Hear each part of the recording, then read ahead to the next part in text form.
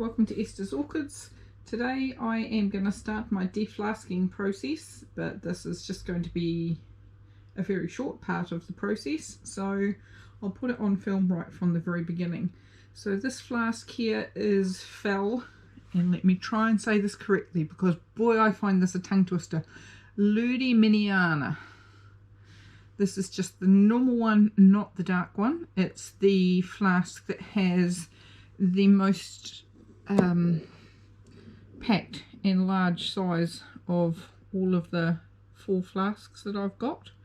So I want them to do their best, and actually when I look at this flask around this side here, I can definitely see where either the agar has been or where there is some black sort of tints and tinges that could be mould starting. So these ones are really ready to come out of their flask.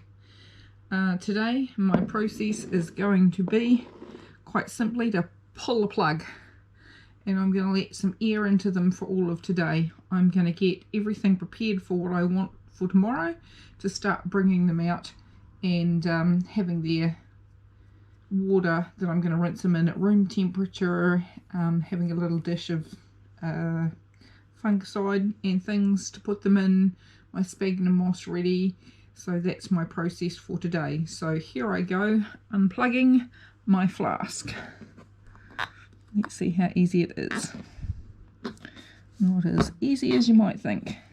Is that something I can pull on? No.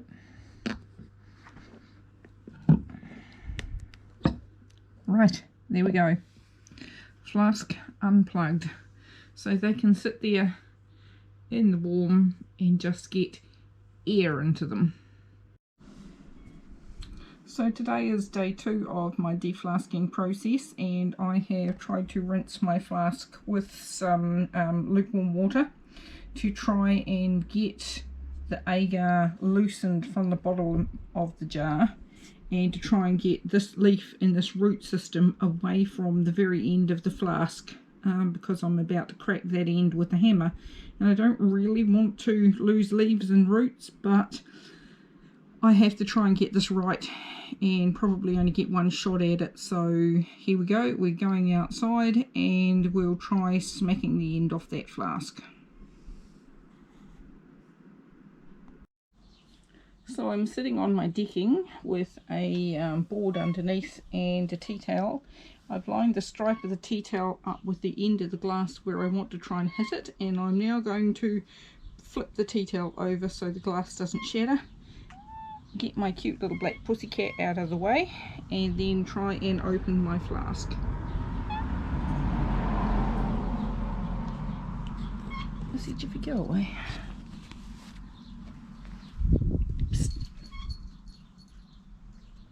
So I've got to try and hit along that line there. I need to move that over just a little bit because the tea towel isn't. So I want to hit that edge. And I think if I hit it once and I hit it right on the right angle and hard, I should be able to break the end of the flask off. But I'm trying to do it with holding the camera as well, of course.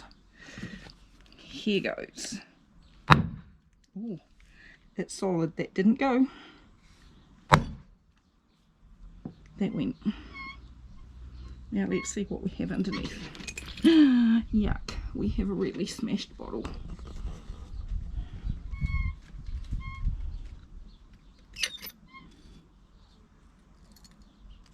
And we have some damaged orchid babies.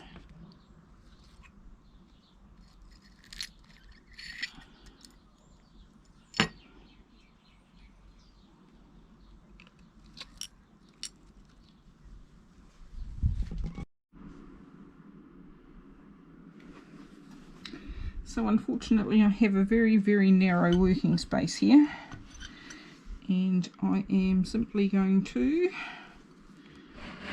try and keep myself on camera. Yep, there are little shards of glass through there and in here that I can't get, but what I want to try and do is get rid of this a bit. this along. So this is just tepid water, nothing else at the moment. And I would like to slide the contents out.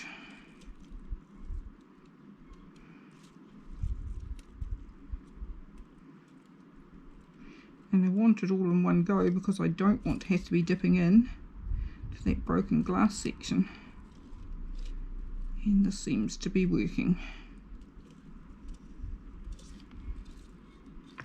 Yay. There will be some tiny wee shards that will hopefully go to the bottom of my bowl there. And I shall just dispose of the glass.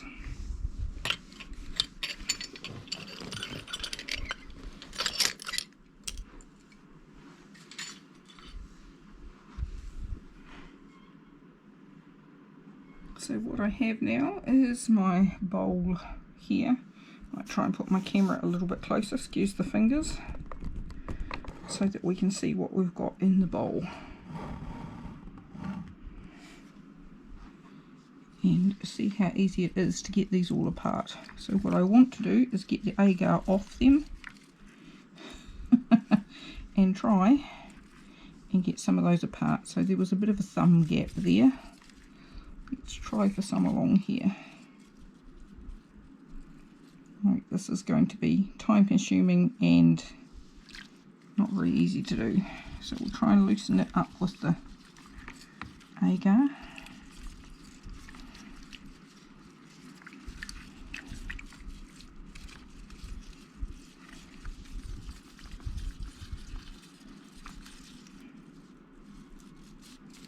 Okay, there's one group.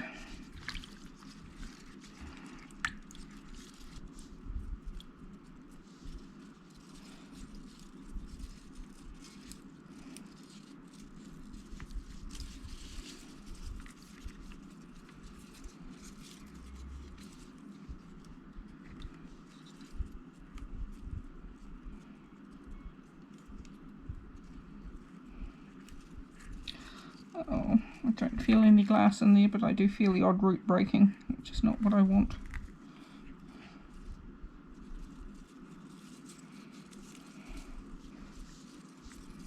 I think the fact that they have such massive root systems actually is making it a bit harder.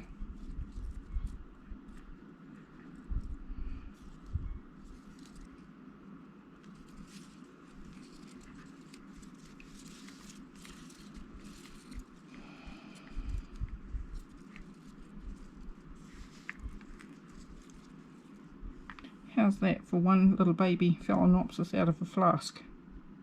Its roots are as wide as my fingers.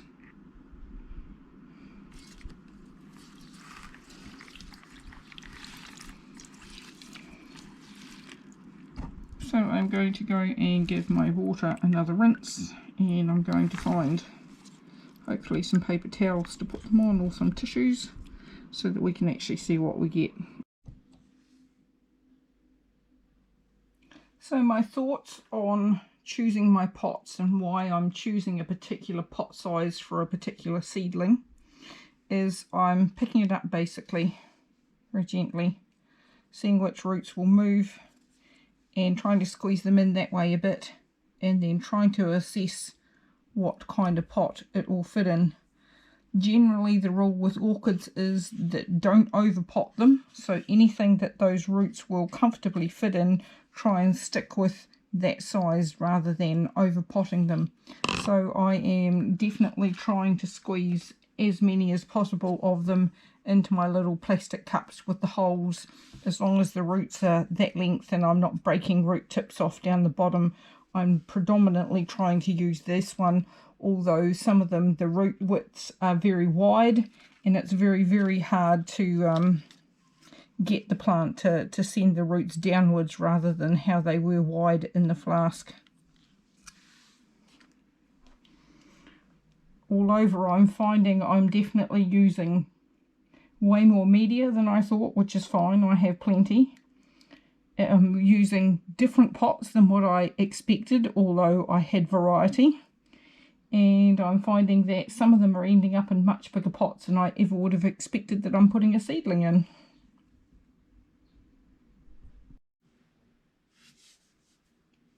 So I had some pot size options in mind for like a multi-bed of phals, thinking I might need a smaller community pot. And then I have some other little flexi pots here. And then I had some even smaller than that, little glass ones that I use, that I've drilled holes in. So what I've done is I've lined them up in sort of sizes more of the roots than the leaves. The leaf systems aren't that fantastic, but the roots certainly are. This bunch here are the smaller roots that I'm going to be able to get into the clear ones with holes. These are the medium ones that are going to have to go into something like those medium-sized flexi pots. And this pile here is the troublesome large roots. So I mean, some of these roots are, I'll show you next to my hand. Here's my hand. There's my thumb at the bottom, and they virtually reach right up to the top of my fingers, if not past my fingers. So some of these have massive root systems. And then I'm going to lightly place some of this in the bottom of the pot. And I'm going to find out how long my orchid roots are. What I need to do is find out whether you can see me on camera along here. No, I'm a bit too far away.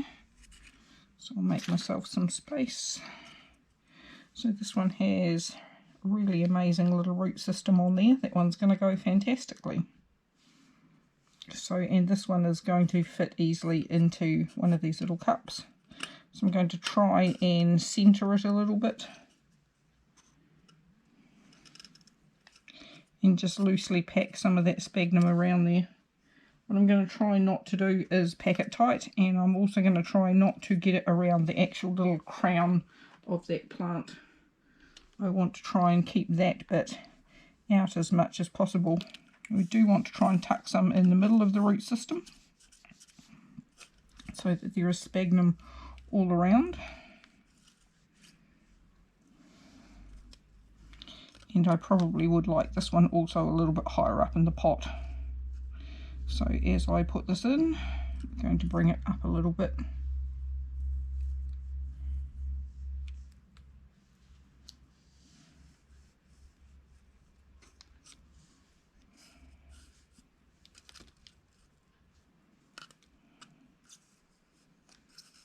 Since those roots are very, very used to the moist agar, I definitely want them with moss around them, but not tightly packed.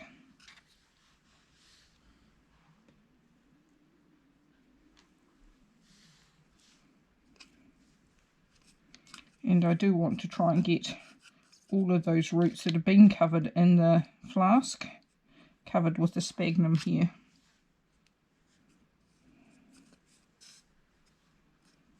Still like that up a bit higher in the pot.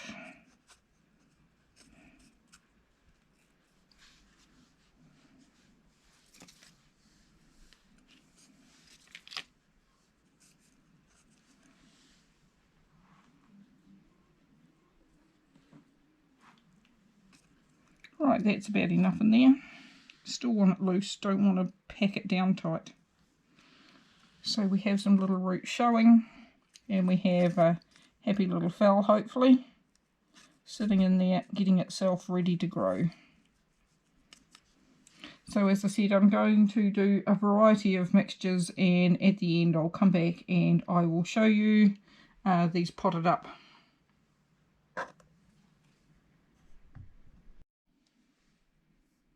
Just to show you a little bit more about the size of some of these seedlings. These are the ones that I've put in the medium length worth of roots. So there's my hand, and we go right from almost that fingertip there to the end of the palm of my hand for a seedling. So this is what I have ended up with once they are all potted. I have kept them to the minimum size pot they can be in. Some of these bigger ones here have 3. So some of those that had really, really long roots and I couldn't squeeze the long roots into anything else, I squeezed 3 into one of those big pots. This one here has a pot of its own, massive pot for one little seedling, and all the rest, so there's 2 in that pot there with the moss. All the rest are in those little flexi pots, and that's my bucket of little ones. Now I try and have bark chips like this on the top so that the moss doesn't get so green, but when the moss goes green and yucky throughout the rest of the container, I just take it out and swap it out for some clean moss. Some of them had roots that were up in the air, and I've left their aerial roots up in the air just with a bit of moss around them to keep them nice and hydrated. So that one there also has an aerial root. And I've tried not to bury them too deep. I prefer to have parts of the roots sticking out rather than burying them, but this one here I see is a little deep, so I will try and adjust that one and have that one a little bit higher up. This one here, where you actually see part of the roots up in the air, just avoids rot, and I try not to have too much moss shoved up right round the crown either. Obviously these ones here, the moss is just packed in super lightly and they dry out. So that one there, like you can see the little roots going down into the media. That one there as well, you can see roots sticking up before the crown. Just so that nothing is buried too deeply and gets the chance to grow. So I think I was supposed to have 40 in a flask, but these massive ones, there were 36 in a flask. I definitely know one was dead.